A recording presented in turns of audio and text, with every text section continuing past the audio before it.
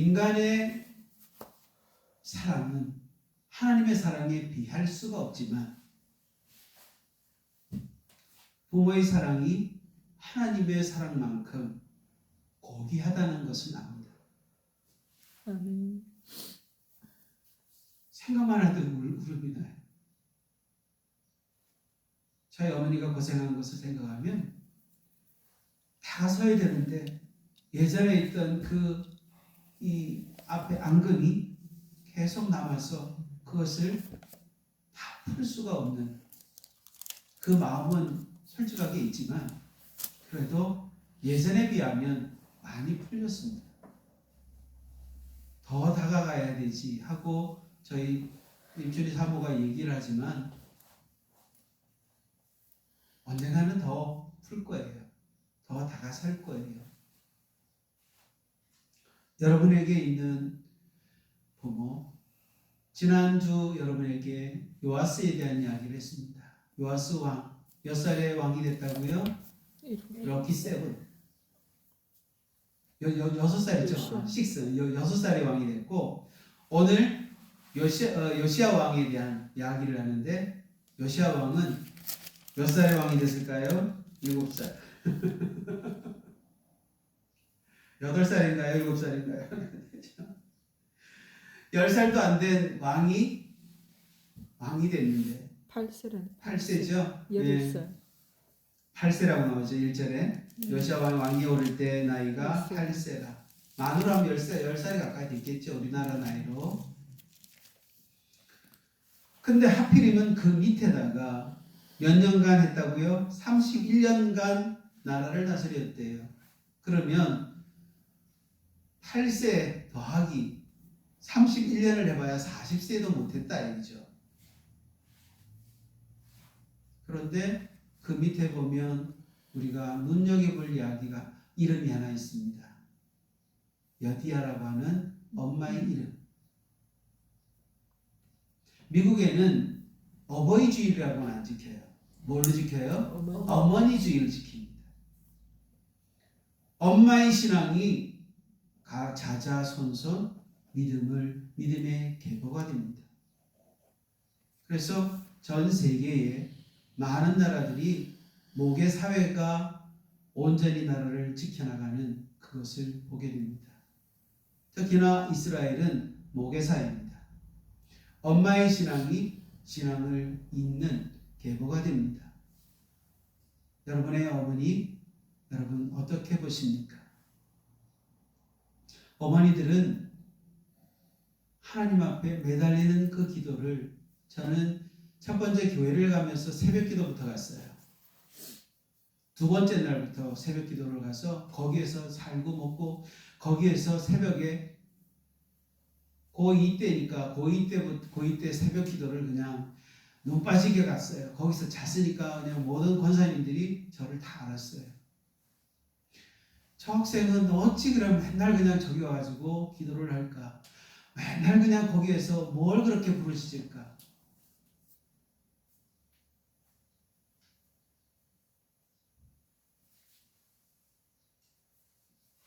하나님 앞에 항상 생각해 봅니다.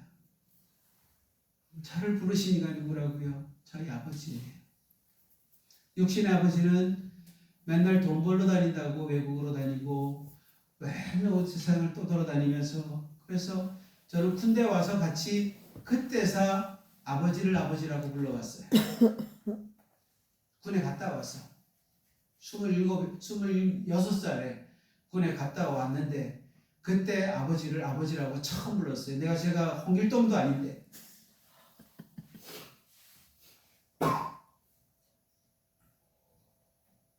세상을 살면서 부모의 사랑을 느낀 것은 결혼하고입니다. 장모님이 저희 어머니 아버지의 그 사랑을 다 주었어요. 그 덕에 저는 부모의 사랑을 느끼지 못했으나 몸으로 체감하고 그때서 부모님은 이렇구나. 부모님은 이래야 되는구나. 성경을 보면서 오늘 나타나는 것은 하나님, 여호와 하나님 보시기에 정직하게 행한 왕, 그리고 이스라엘에 있어서 특히 남북왕 중에서 남왕국에 있는 3대 선한 왕 이름이 3명 있어요. 여호사밧, 요시야, 그리고 또 한 왕이 있는데 히스기야. 이 3명이 선한 왕으로 대표적인 왕입니다. 이들의 모든 그 정책은 뭐냐면 하나님이 싫어하는 것은 하지 않는 것을 가르치는 겁니다. 요아스라고 하는 그 지난주에 말씀드렸던 그 왕은 서성이 있었지만, 제사장이 있었지만, 그러나 그 성전을 재건하고 다시 하는 데 있어서 또 실패를 하게 된 왕이기도 하지만, 요시야 왕 또한 마찬가지예요. 자, 그렇지만 이가 어떻게 됐습니까? 하나님 보시기에 정직하게 행했고 다윗의 모든 길로 행하고 자론하고 그러나 치우치지 아니한 왕이었다라고 하는 겁니다. 이 왕이 이제는 그때는 요아스 왕은 어땠나요? 그 제사장, 대제사장이 추진해서 성전 재건을 했지만, 그러나 오늘 여기 성경에서 요시야 왕은 나이가 성인이 돼서 본인이 성전을 건축합니다. 5절에 보니까 여호와의 성전을 맡은 감독자의 손에 넘겨 그들이 여호와의 성전에 있는 작업자에게 주어 성전에 부서진 것을 수리하게 하되, 본인의 믿음으로 본인이 가진 신앙으로 그렇게 했다는 겁니다. 그리고 돈이 얼마나 들어갔는지 알 수 없는데 그러나 정산하지 않았다. 얼만큼 들어갔는지 모릅니다. 왕은 그것을 보고를 받지 않아요. 그런데 중간에 보다 보면 성전에서 9절에 한번 보세요. 성전에서 찾아낸 돈을 쏟아 여호와의 성전을 맡은 감독자의 손에 맡겼다 했습니다. 사람들의 손에서 요아스 왕은 사람들을 통해서 모든 것을 은과 금을 다 닥치를 받았지만, 헌금을 받았지만, 그러나 여기에서는 여호와의 성전에서 찾아낸 돈 가지고 성전을 개축을 합니다. 또 찾아낸 게 하나 더 있어요. 뭘 찾아냈을까요? 여러분, 믿음은 어디에서부터 오는가요? 믿음은 성경이 수없이 널려 있습니다. 수없이 찾아내려고 하면 인터넷이건 아니면 어떤 서점이든 다 찾아서 볼 수 있습니다. 또 들을 수도 있습니다. 그런데요, 오늘 여기에 있는 이 말씀에서 얘기하는 그것은 율법책이라고 하지만 이 성경은 레마의 말씀을 얘기합니다. 내가 은혜 받고 내가 성경 이 많은 구절 가운데 집중하여서 내가 찾아낸 그 말씀을 일컬어서 보화, 주님을 찾아낸 것을 얘기합니다. 아멘. 이 율법책에 기록된 이 말씀을 내가 찾았다, 발견했다는 거예요. 성전을 건축하는 것은 내 몸에 우리가 몸에서 아픈 부위가 있고 죄의 허물들이 있어서 이것을 하나하나 드러내는데, 므낫세 왕은 아마 최고의 악한 왕 중에 하나이기도 합니다. 할아버지 므낫세 왕은 아버지 이름은 잘 나타나지가 않아요. 아몬이라는 사람인데 엄마 이름만 딱 이렇게 해가지고 앞에 여디야 이렇게 나오지만 아버지 이름 여기서 나오지 않아요. 다른 성경에 가면 나오지만 여기에서는 안 나와요. 므낫세는 악한 왕 중에 하나입니다. 21장에서 보면 그는 어머니가 헵시바예요. 21장에 보면 그의 나이가 12세의 왕이 되는데, 그는 악한 왕은 몇 년간이나 하냐면 그 55년간이나 나라를 다스려요. 악의 무리, 악한 왕이 얼마나 오래 집권을 하는지. 2절에 보니까 므낫세가 여호와 보시기에 악을 행하여 여호와께서 이스라엘 자손 앞에서 쫓아내신 이방 사람의 가정한 일을 따라서 아버지 히스기야 왕이 다 쫓아냈는데 아들인 므낫세는 다시 다 가지고 와가지고 이방 신의 신을 다시 섬겼다.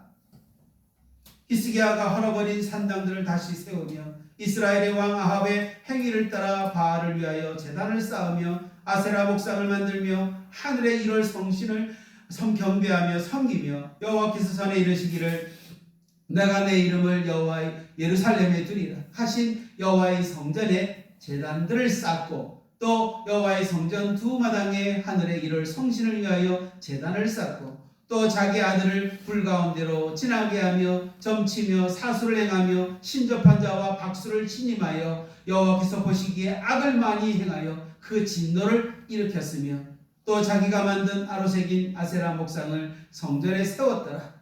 옛적에 여호와께서 이 성전에 대하여 다윗과 그의 아들 솔로몬에게 이르시기를 내가 이스라엘의 모든 지파 중에서 택한 이 성전과 예루살렘에 내 이름을 영원히 둘지라. 이렇게 말씀하셨건만 므낫세 왕은 그리하지 않았다. 이렇게 한 죄의 대가를 치러야 될까요? 말아야 될까요? 3, 4대까지 치러야 합니다. 그렇죠? 모세오경에서 보면 아비의 죄가 3, 4대까지로 간다. 그거는 영원히 그렇게 된다는 거예요. 끊지 아니하면. 문제는 손자된 이 요시야 왕은 이것을 끊어냈단 말이죠.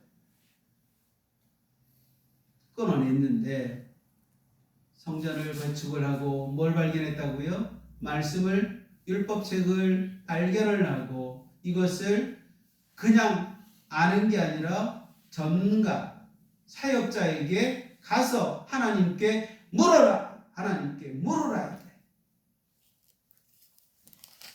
13절에 너희가 가서 나와 백성과 온 유다를 위하여 이 발견한 책의 말씀에 대하여 여호와께 물으라. 우리 조상들이 이 책의 말씀을 듣지 아니하며 이 책에 우리를 위하여 기록된 모든 것을 행하지 아니하였으므로 여호와께서 우리에게 내리신 진노가 크다. 그렇게 얘기해요.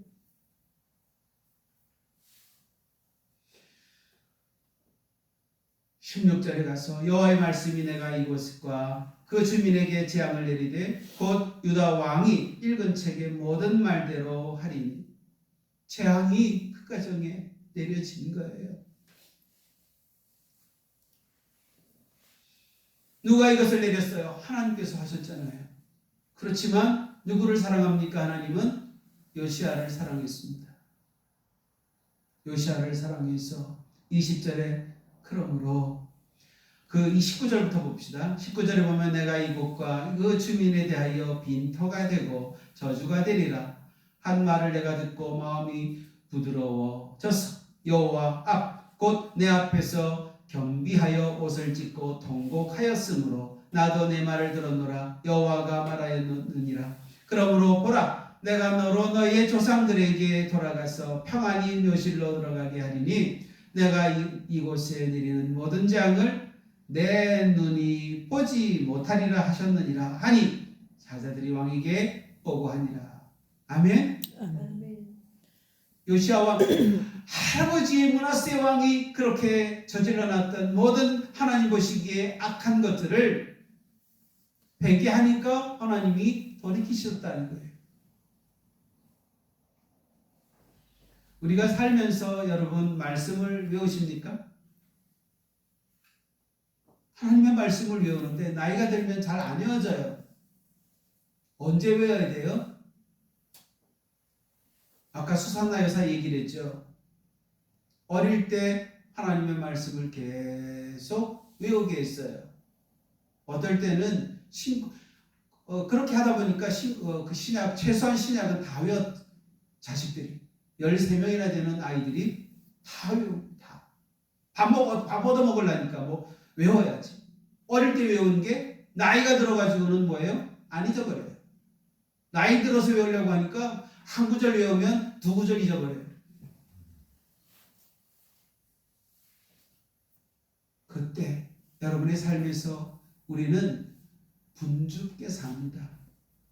내 뜻대로 뭔가 잘 하려고 삽니다. 그런 가운데 뭘 잊어버린 거예요? 말씀을 잃어버렸어요.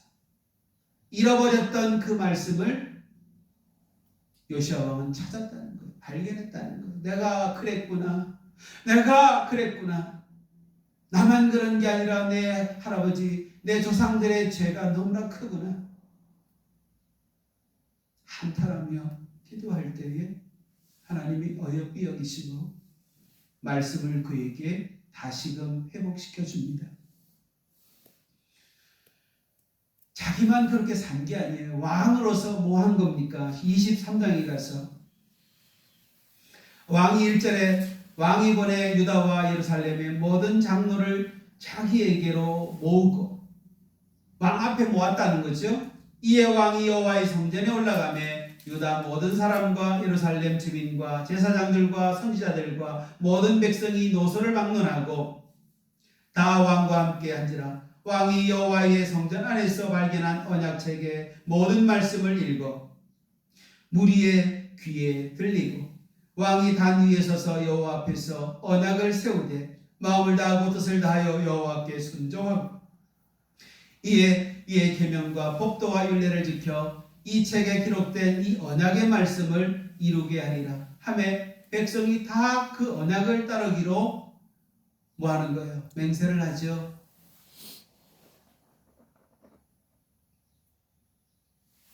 그리고 나서 할아버지 므낫세 왕이 했던 모든 그 일월 선행신, 우상 숭배, 이 모든 것들을 제단을 다 헐어버립니다.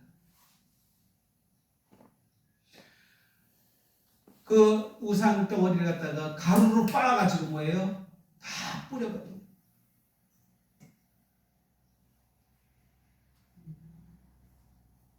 이 모든 것을 다 하고 나서 그런데 문제가 아까 그랬죠.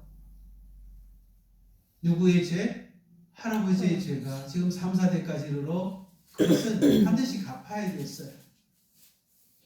악한 것이 다 완전히 빠져나가지 못한 거예요. 인간의 삶에 있어서 왜 그랬을까요? 이때는 예수가 있었습니까? 예수가 없었어요. 혹 요시야 왕이 시대에 예수님이 오셨더라면 그는 아마 완벽하게 이것을 다 제거한 왕이 될 수 있었습니다. 그렇지만 그렇게 되지는 않아요. 요시야 왕이 이것을 다 헐어버리려고 애를 쓰고 전쟁을 나가고 하는데 갑자기 뭘 맞습니까? 화살을 맞아요. 화살을 맞아서 나이가 몇 살이에요? 이제 40도 안 된 나이에 그냥 전쟁에서 전사합니다. 왕이 죽고 나니까 어떻게 됩니까? 지금까지 추진해왔던 모든 종교개혁은 물거품이 되어버립니다. 누가 하지 못했기 때문에? 예수님이 함께하지 못했기 때문에 그와 같은 일이 벌어지고야 말았던 것을 보게 됩니다. 여러분은 어떤 아버지이십니까? 여러분은 어떤 부모이십니까? 신약성경에 보면 에베소서 6장 4절에 아비들아 너희 자녀를 노엽게 하지 말고 오직 주의 교훈과 훈계로 양육하라. 그리고 골로새서 3장 21절에 보니까 아비들아 너희 자녀를 경노케 하지 말지니 낙심할까 함이라. 요한일서 2장 13절로 14절에 아비들아 내가 너희에게 쓰는 것은 너희가 태초부터 계신 이를 알미요 아이들아 내가 너희에게 쓴 것은 너희가 아버지를 알았으며 아비들아 내가 너희에게 쓴 것은 너희가 태초부터 계신 이를 알았으며 청년들아 내가 너희에게 쓴 것은 너희가 강하고 하나님의 말씀이 너희 속에 거하시고 너희가 흉악한 자를 이겼음이라. 아멘.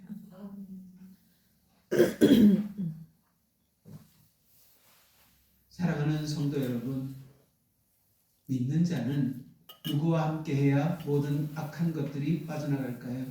예수님. 그래요. 우리의 구주 되신 예수님이 여러분의 몸을 지배해야 됩니다. 아멘. 그렇지 않으면요, 언제나 다시금 나와요. 제가 수없는 사역을 많이 해봤는데, 여러분, 그 악한 영이 어디에 들어가요? 골수도 들어가고, 뼈 안에도 들어가고, 피 안에도 들어가고, 세포 조직에도 다 들어가고, 생각에도 들어가고, 눈도 들어가고, 목에도 그러고 다 들어가고, 우리 사지육신에 들어가지 않는 것이 없어요. 그러면 여러분이 그것을 끄집어내서 버리면 좋겠지만 버릴 수 없다 이거죠. 출애굽기 할 때 이스라엘 백성들이 여러분 영적으로 해석을 해서 보아야 합니다. 왜 하나님께서 그 말씀을 하셨을까?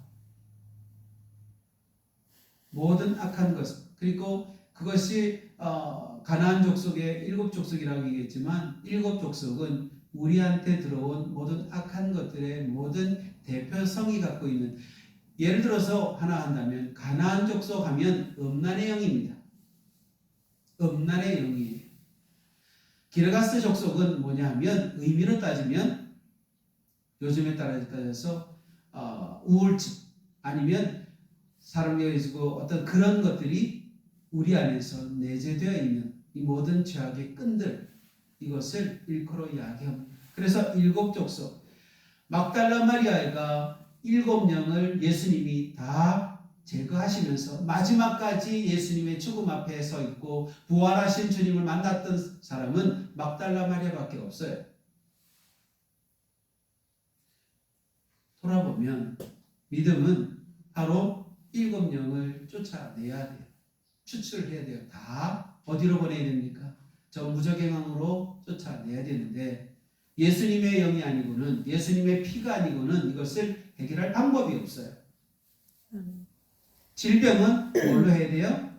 질병은 뭐라고 해요? 예수님 요한복음 1장 12절에 뭐라고 했는지 여러분 기억나시나요? 여러분이 예수를 영접하면 뭐가 와요? 영접하면 아시는 분 외워보세요. 이 말씀도 못 외우시는가? 예수님을 영접하면 우리는 하나님의 자녀라고 하는 권세를 받잖아요. 그 권세라고 하는 것이 뭡니까? 권능과 권세와 능력. 그래요? 권세와 능력인데, 권세는 예수님의 이름으로 행하는 모든 질병을 다 치유할 수 있는 능력을 얘기하고, 그리고 능력은 예수님의 보혈을 통하여서 뭐합니까? 어둠의 역사, 사단의 역사, 이것을 쫓아내는 거예요. 그래서 권능이라고 얘기하는 거예요. 예수님의 이름으로 질병은 우리가 명령하면 떠나가요. 그리고 예수님의 보혈로 우리 안에 있는 더러운 귀신들을 쫓아내는 능력이 우리 안에 하나님의 자녀로서는 분명히 우리에게 주었다고 얘기했습니다. 그렇듯이 여러분 말씀을 외우는 게 중요합니다. 그래서 오늘 22장과 23절을 종합적으로 얘기할 때 성경책을 먼지 속에서 꺼내 심령의 색이라고 제목을 여러분에게 내드렸습니다. 여러분의 신앙 생활 속에서 잊힌 성경을 찾아내십시오. 첫 번째 주님을 사랑하게 되고 우리가 주님이 사랑하는 그 가운데 우리의 몸이 그렇게 한 것은 요시야 시대의 성경 구석, 그러니까 성전 구석에 처박혀 있었어요. 요시야 시대에 그랬다는 거죠. 여러분의 책상 위에 혹은 스마트폰 웹 속에 갇혀 있는 예수님의 말씀, 먼지같이 쌓여 있는 그 말씀, 여러분 그것이 없나요? 차장되어서 이 말씀이 그냥 책으로만 도시락같이 그냥 들고 다니면서 먹지도 안 하고 버려지는 그 말씀인가요? 성경을 단순히 소유하거나 그 말씀을 듣고 반응하는 천지 차이입니다. 오늘 성경을 펴서 하나님의 살아있는 음성을 여러분이 직접 들으십시오. 그냥 읽는다고 그것이 해석이 됩니까? 이해가 됩니까? 성령이 아니고는 그 누구도 이것을 이해할 수 없습니다. 그 성령은 예수의 영이잖아요. 예수님이 부활하신 영이시잖아요. 그분이 우리에게 다가오셔서 말씀하지 아니하고 우리에게 그것을 가르쳐 주지 아니하면 우리는 이해할 수가 없어요. 똑같은 성경을 읽는데 제가 이해하는 이 해석은 어떻게 나올 수 있겠는가요? 두 번째로 말씀 앞에서 옷을 찢는 마음의 할례를 통찰력을 가지고 바라보아야 합니다. 지금으로 해서는 세례를 얘기하지만 마음의 할례는 다 끊어내는 걸 얘기하잖아요. 요시아는 말씀의 정보를 지식으로 받지 아니하고 심판의 경고로 들었다 했습니다. 그래서 오늘 그 말씀 속에서 무엇이 나옵니까? 22장에서 오늘 본문에서 읽었잖아요. 13절에 후반절에 이 모든 것을 행하지 아니었으므로 여호와께서 우리에게 내리신 진노가 크도다. 심판의 경고로 들었단 말이에요.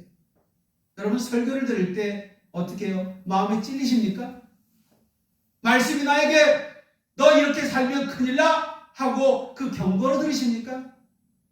저는 예전에 스승님이 이랬습니다. 졸고 있잖아요.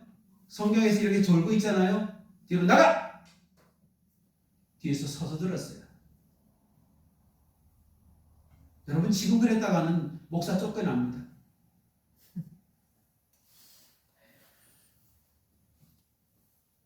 저 그렇게 가르침을 받고 지금까지 왔었어요. 그런데 최근에 스승님으로부터 전화를 받았어요. 저 마음을 알죠? 나하고 같이 사역하면 안 좋겠니? 라고 하는 거예요. 본인 몸이 자꾸 그렇게 되니까 저보고 같이 하면 안 되겠냐고. 직접적으로 그 말씀을 하지 않았지만 마음을 읽었습니다.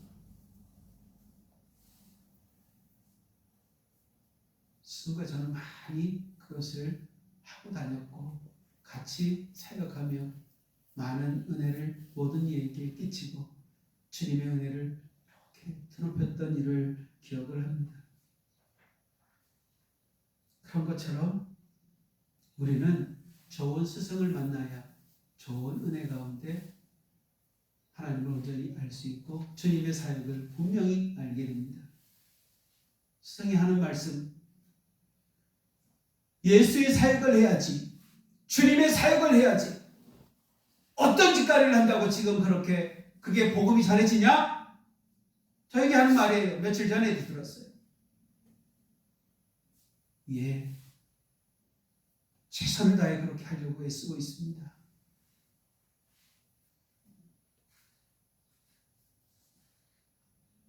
주님이 우리에게 들려주시는 그 말씀이 경고의 말씀, 마음이 찢어지는 그 할례의 말씀이 되는 거예요. 칼이 되어가지고 나는 그것을 난도질하는 그런 역사 속에 저를 부르신 거예요. 말씀을 읽을 때에 이건 누구에게 필요한 말이네 이렇게 넘기는 게 아니라 나를 향한 주님의 책망으로 받았다는 거죠. 요시야 왕이 그랬다는 거예요. 내 고집과 자존심의 옷을 찢고 주님 앞에 납작 엎드리는 자에게 부흥의 역사가 시작되는 거예요. 성전이 부서졌을까요? 성전이 부서진 것 의미하지 않아요. 이 심령의 성전이 다 깨지고 없어졌다는 거예요. 주님이 안 계신다는 거예요. 주님이 계시지 않는 성전은 아무 쓸모가 없습니다. 유대인들이 철저하게 지켰던 그 성전이 뭡니까? 지금도 동고교병에서 계속 기도하고 거기에서 그냥 그렇게 하는 그들의 행위가 뭡니까? 드러난 성전만 가지고 그렇게 하고 있잖아요. 예루살렘 성을 향하여서 그들이 지키고 있는 저들의 싸움은 뭡니까? 주님을 외면하고 있고 하나님의 그 사랑하심을 외면하고 있는 저들 앞에서 뭘 바라볼 수 있습니까? 주님이 그들과 함께 하실 수 있습니까? 내 죄라고 하는 사실, 나를 통해서 내 안에 있는 주님의 말씀을 찾아내지 못하면 내 스스로 자기의 자존심과 옷을 찢고 주님 앞에 나설 수도 없단 말이죠. 여러분 주님 만나야 됩니다. 아멘. 그런 심판이 우리에게 혹 찾아올지라도 요시아 왕이 이 경고의 그 메시지 속에서 지금 드러나고 있는 그 므낫세 할아버지 왕이 했던 그 심판의 모든 경고들이 지금 증세로 나타나고 있는 그때에 전쟁을 겪었잖아요. 전쟁을 겪으면서 그가 마지막에 화살을 맞고 죽을 그런 상황. 그는 부드러운 마음을, 평정심을 유지했더라는 거예요. 하나님은 요시아의 부드러운 마음을 기뻐하셨고 세상이 험해지고 환경이 어려워질수록 마음이 완고해지기 쉬운데 하지만 말씀 앞에서 떨며 반응하는 부드러운 영성을 유지했다는 겁니다. 요엘서 2장에서도 마찬가지고 또 사도행전 2장 3장에서도 마찬가지고 우리에게 성령이 임하시면 권능을 받는 거예요. 아멘. 이러한 그 모든 것이 저와 여러분에게 한건적으로 나타났으면 좋겠습니다. 아멘. 주님은 그런 사람을 재앙의 날에도 품에 안으시고 평강의 길로 계시록에서 나타나는 그 재앙이 막 떨어질 때에도 주님은 우리를 품고 보호하십니다. 아멘. 따라서 여러분 주님 앞에 말씀을 들고 섰을 때 깨달음의 말씀 앞에 우리는 울고 외면하지 아니하고 주여 긍휼히 여겨달라고 자비를 베풀어 달라고 하는 그런 여인의 기도처럼 하고 있는가라고 하는 거예요. 하나님은 여러분이 매끄러운 종교적 지식보다 말씀 한 구절에 가슴을 치며 외개하는 요시아의 열정을 갖기를 원하십니다. 오늘 여러분의 삶을 말씀의 거울 앞에 비추어서 주님께서 당신의 겸손한 눈물을 보시고 무너져가는 시대 속에서 여러분을 소망의 등불로 삼아 주실 줄 믿습니다. 따라서 우리는 끝까지 가루가 될 때까지 내 안에 우상을 빻아야 됩니다. 말씀을 들었다면 즉시 행동의 칼을 들어야 됩니다. 대충이 아닌 철저함으로 영적 청소를 해야 됩니다. 결과보다 과정에 충성을 보시는 하나님을 저와 여러분이 신뢰하기를 믿어주시기를 간절히 청합니다. 이럴 때 우리에게 있어서 내 아버지가 얼마나 나를 사랑하는지 그때 압니다.